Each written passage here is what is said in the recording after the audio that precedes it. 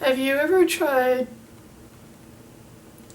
to do stuff with your non-dominant hand?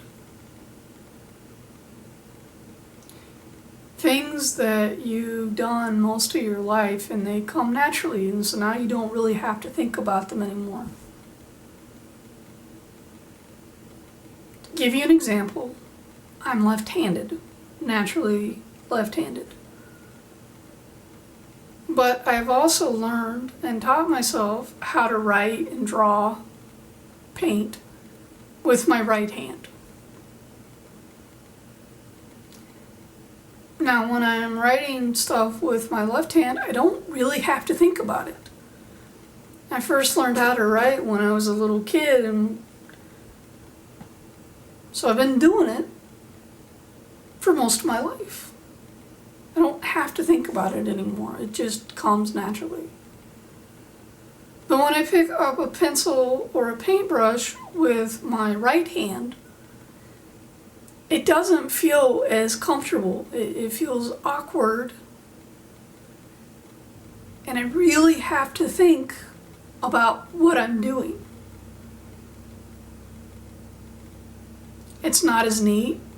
And truthfully, it looks like a little kid wrote it. Another example, even though I'm left-handed, growing up, I was the only one in my family that was left-handed. And usually I was the only kid on my team that was left-handed, and my coaches were right-handed. So when I was learning how to play baseball, my coaches taught me how to throw with my right hand. Now, a few years ago, I wanted to be able to help my nephew and teach him how to throw a ball. But it had been so long since I had learned, I decided I was going to teach myself how to throw with my left hand so that I could think about what it felt like and be able to really work through the process of throwing a ball.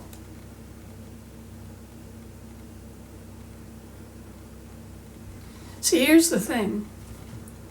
There are a lot of things that most people take for granted because it's things that they learned at a young age. Things that just come naturally to them. Like social skills, making friends, knowing when and what information to give someone when you're having a conversation. Knowing how to answer questions that most people take for granted, like, how are you feeling today? Or, tell me about yourself. For me, these are things that do not come naturally. I have a really hard time understanding social cues. I really struggle when I'm holding a conversation with someone because I don't always pick up the cues. I don't always know when I'm supposed to let the other person talk. It's especially difficult on the phone when I can't see the other person.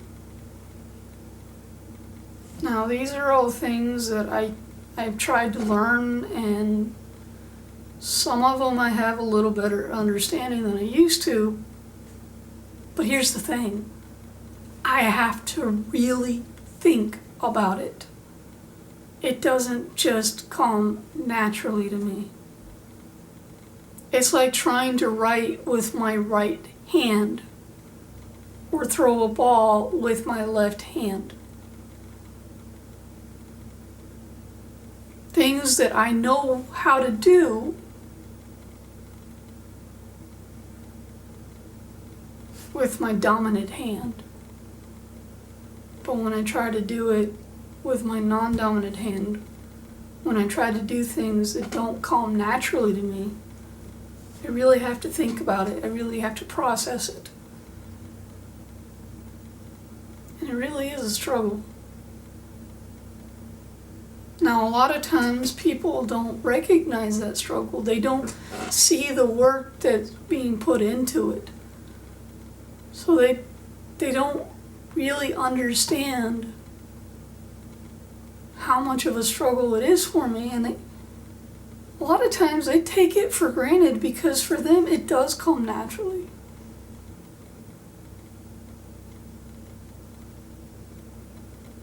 Now, I'm sharing this with you today because over the last few months, I've started really to understand and recognize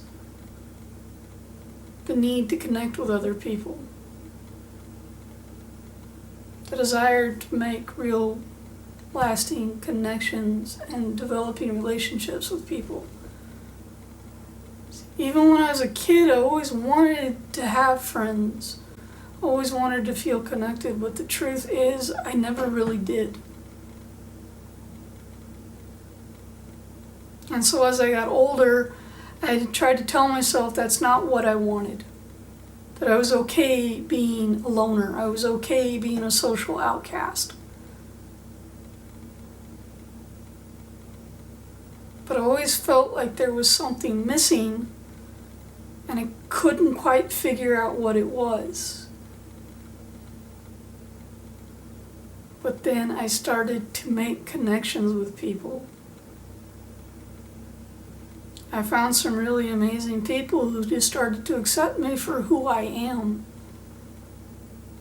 that are patient with me, that are willing to give me the time that I need.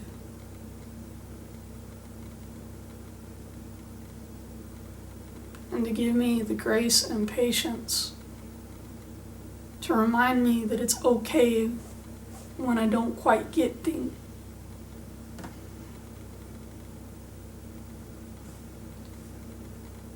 Get things quite right. Oftentimes I feel like I'm a square peg trying to fit into a round hole. You can do it. You can pound that square peg and force it into that round hole. You can sand down the edges a little bit so that it fits. But it's painful and it changes you, and not always for the good.